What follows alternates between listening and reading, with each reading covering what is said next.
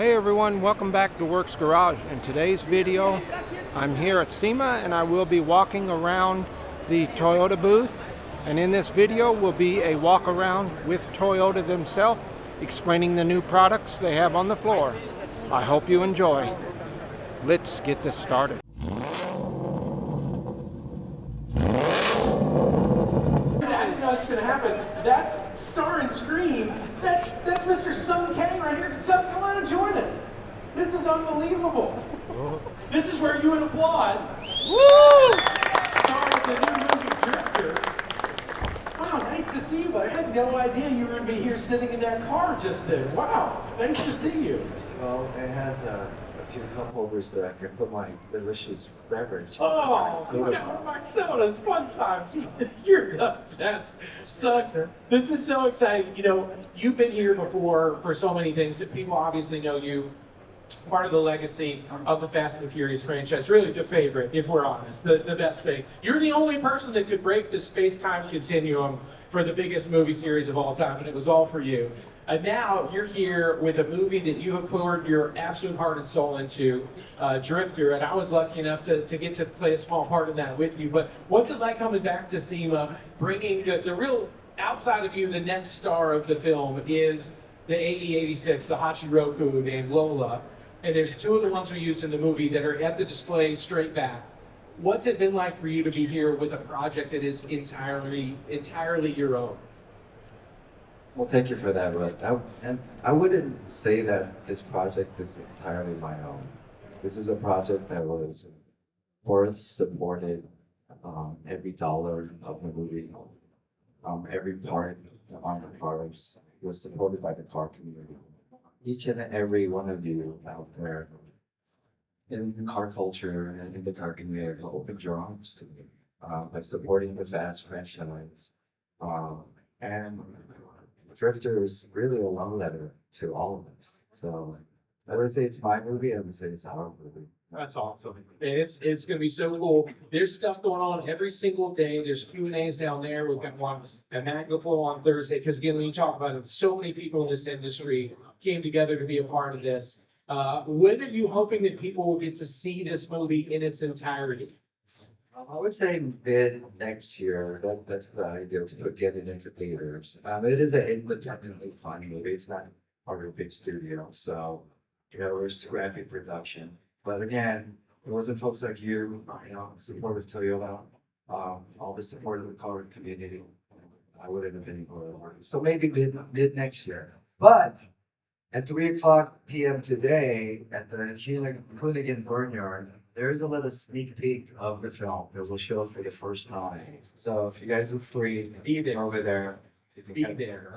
And it's so exciting. Thank you for being here this morning with me. I asked Sung to come over here, guys. That was a setup. I know. Unbelievable.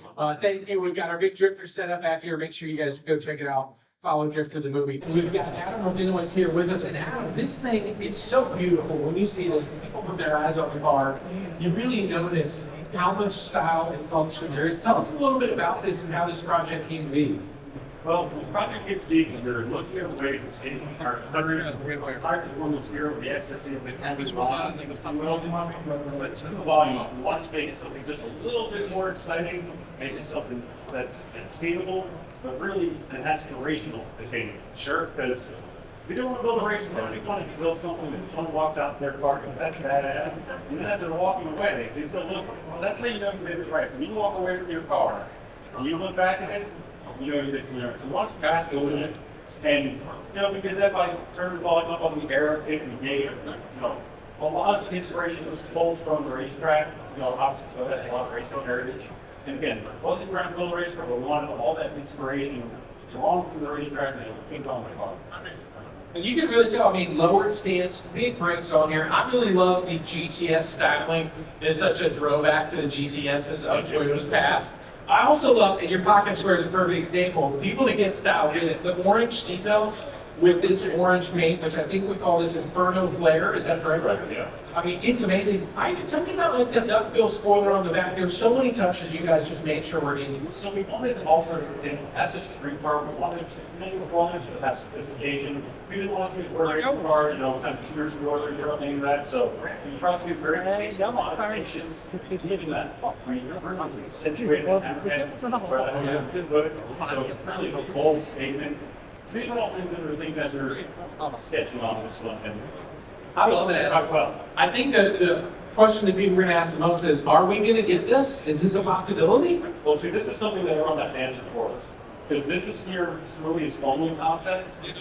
But we are really interested to hear feedback on what you guys think. Okay. All right. So if y'all talk about it, maybe we can get this. I would love to drive one. Adam, thank you so much for being here. You guys make sure you come and check this out. We're going to head now over to this beautiful RAV4 GR Sport PHEV. And my friend Steve Martin's here from SPAD. Steve, this was put together with our friends at Toyota Customizing and Development. This is a really unique vehicle. Will you tell everyone about what we're looking at? Yes, thank you, Rutledge. So this is the all-new GR Sport trim on the all-new RAV4 plug-in hybrid. So this vehicle is actually the very first vehicle to get the GR Sport trim for the entire platform. So we're really excited to share this with you today. You can see it's very aggressive. The track width is wider. Look at these brake calipers. You got the red calipers. You're not cool if you don't have the red calipers. Right, you gotta match. The air ducts are functional. So finally, they actually work. And yeah. Now, this vehicle is going to be in production. It's going to be available spring next year. But for SEMA, we wanted to give you the juice. Turn it up. That's right. So we have this prototype body kit here on the vehicle. It adds a really nice graphite accent to the lower side of the vehicle, the front, the rear, the sides. And we're actually very curious. Should we bring a body kit to this vehicle? We really want to hear from everybody. Oh, yeah. So you'll see some people, folks with tablets. We're really curious to hear from you. We hope you enjoy this. We hope you enjoy the show. And yeah, we're really curious to see your feedback. This is cool, Steve. You really can see that GR coming through in this new GR Sport. Like I said, it's the first one. It's amazing to see. We're so glad y'all are here with us. Thank you for bringing that. We're now going to take a walk right next door to this beautiful FJ60 Land Cruiser. Hi, Catherine. Good morning. This beauty right here, a lot of people would think it was great just with the lip and the tires, but that wasn't good enough for our friend Marty Schwarter in the Toyota Motorsports Garage. Underneath the hood here is, you will notice, what we would call a crate engine. And this is our 3.4 liter twin turbo V6 that you see out of a current Sequoia or the Tundra. Marty, are you close by? If you are, come join me. If not, I'll tell you all about it. The idea was to show that the functional performance of the powertrains of today can work in, oh, there you are, Marty, can work in a classic, and you know me, I've had a few FJ60s. This project just screams my name all over it. We use the original 5-speed in this. Tell us a little bit about the Turbo Trail Cruiser.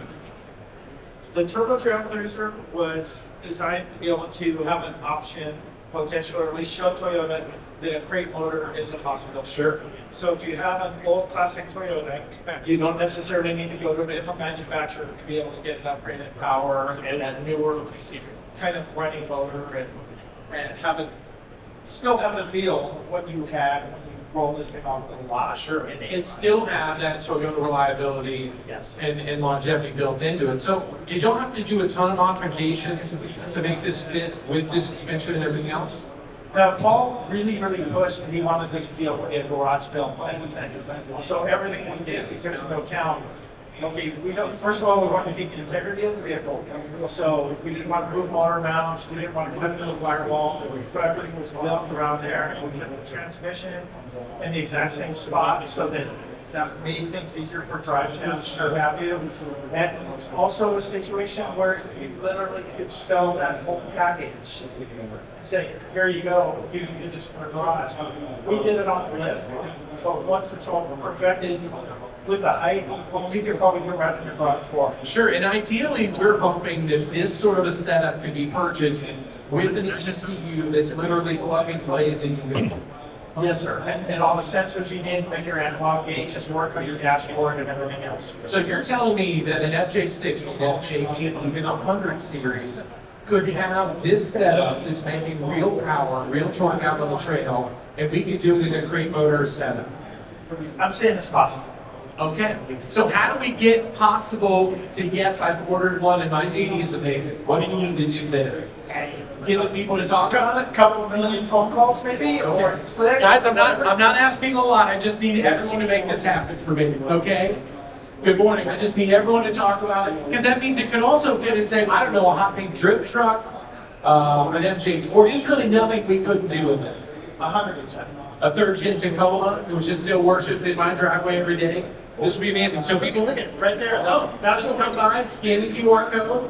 This is amazing. They can have it. Marty, y'all give Marty a hand for this one. This is huge. I'm so excited. But you know what? We're not done. I'm gonna take another walk. Let's keep going, you guys. We've got more incredible builds here to show you. We're gonna take a walk over here to this Tacoma H2 Overlander concept. My friend Greg Alton is here from Sierra Costa Mesa. Oh, great, buddy. How are you? Nice to see you. Now, I know I've seen this color back a lot more because in the GR Cup Series, we have a Tundra that's got essentially like a hydrogen-powered generator in the back that runs our whole setup. Is this a hydrogen-powered vehicle? Is that what H2 stands for? Yeah, it's kind of a way to answer the question we always out there is, how does this power vehicle? So for now, we have the hydrogen cycle horizons in the engine bay, and it powers the entire vehicle. How is that possible? Well, the hydrogen fuel cell generates electricity. Okay. So there's an electric vehicle on the bending here. It's got electric rear e-axle. We've got electrical rear front, so it's all-wheel drive. And the battery in the middle will kind of help buffer all of those, and acceleration, deceleration. This is incredible. And I know you guys are really thinking of kind of eco first. There's a lot of recycled pieces and parts from carbon fiber, lots of other things, right? Yeah, the panels that are all on the camera here, these are all made from recycled carbon fiber or race car parts. The bags on the back are made from recycled PVC. This is insane. So if it's powered by that Mirai hydrogen engine that's charging these batteries, what is the kind of output like? Is it discharging anything? Just water? No, it's just power and water is all you get when you run a hydrogen fuel cell. So with the battery output and the fuel cell output combined, you get around 540 horsepower. So. Wow. And then what do you do with the water that comes out of this? So we have a collection system because the water comes out as a water vapor, and so we let it condensate, collect, and store it in a tank in the back. They can use around overnight. So you're saying I could shower with the water that this thing makes potentially? Yeah, absolutely. Yeah, it's great for showering or anything that you would use. It's not potable, it's not drinking water. Sure. But anything that you would use for drinking water for, showering, washing dishes, stuff like that, you can use this water for instead. And so as you're going across the trail during the day, we're making more water. How much power does this make as it sits? About 547 horsepower. Sorry, electric power. Oh, yeah, so that's where electric power comes out, but there's also a power takeoff in the back. That'll allow you to power your house in case of an emergency.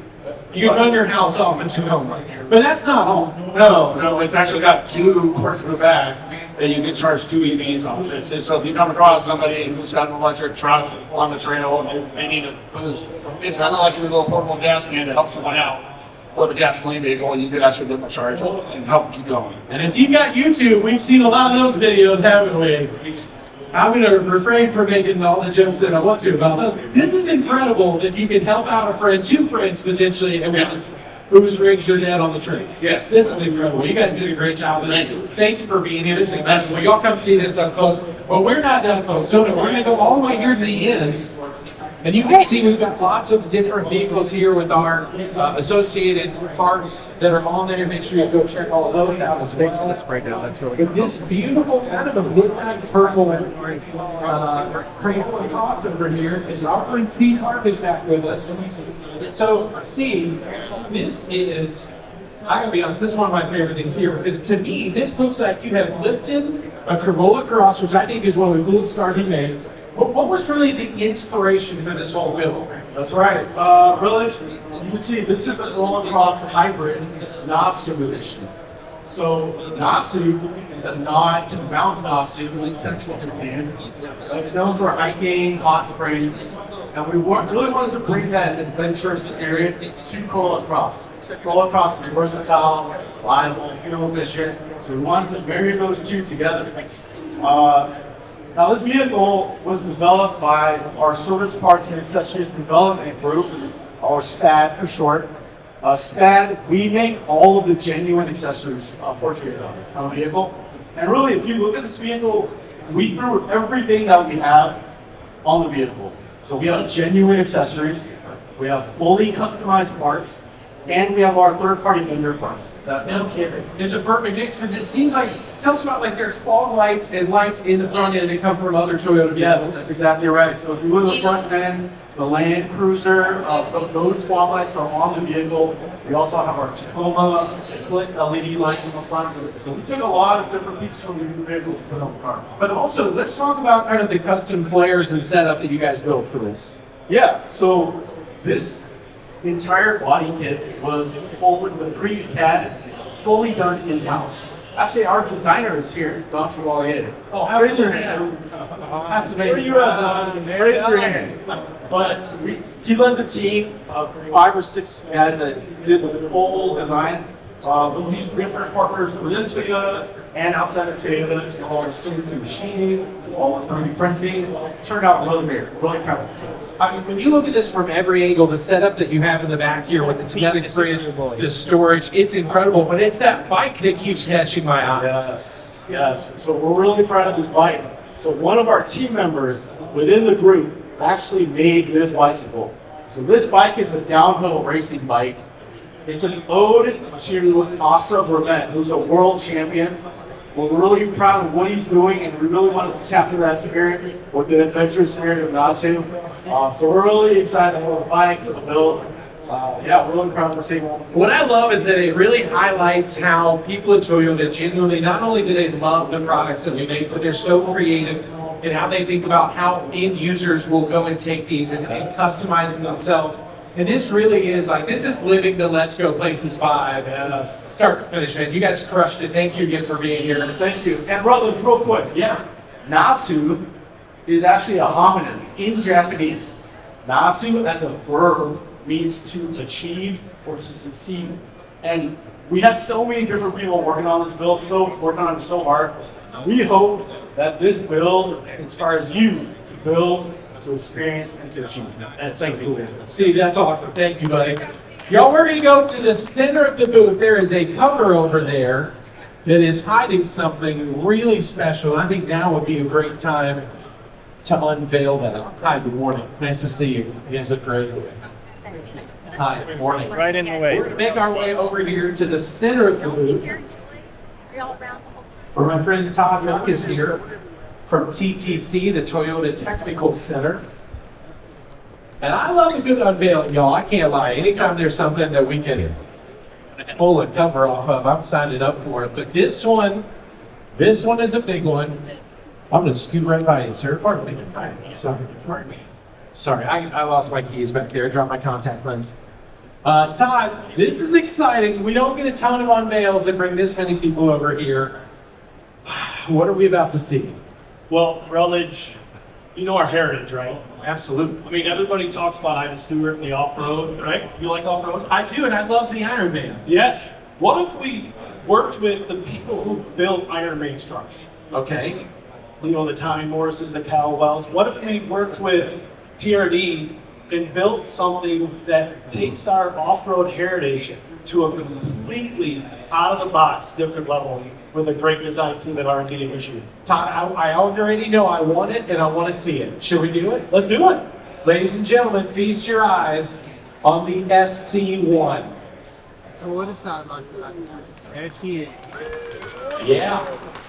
Todd, it appears as though you guys have built a Toyota side-by-side. Please tell us what we're looking at. So Rutledge, what you're looking at is a lot of passion.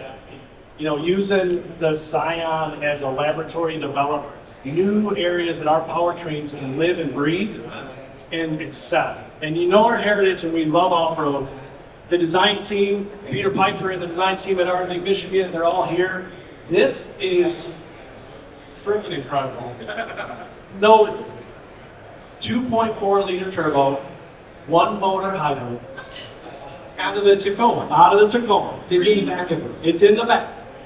Full 8-speed transmission. Side by side, guys, with a powertrain at You're telling me that you guys delivered a Toyota powered side by side, and I think we all know if this comes to market, this would absolutely change the entire industry because you guys are building this with a whole different look, right? Like I can see the cage alone is totally different. Tell us about some of the things that went into this and this potential. So you talk about the cage. We've talked to the experts on how to build cages. SCORE, Unlimited Off-Road Racing, we evaluated to FIA standards to make the best cage. And by the way, it's market mass competitive. So it's not much more in weight.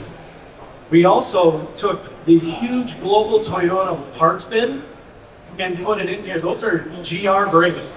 Really? Those are GR brakes. Those are Camry rotors. That's a Corolla steering column. We have your Cup car's got that same radiator. And Oh yeah. yes, sir. Yes, sir. Wow, and what kind of travel are we talking about? We have 26 inches of usable travel, not talking tire space.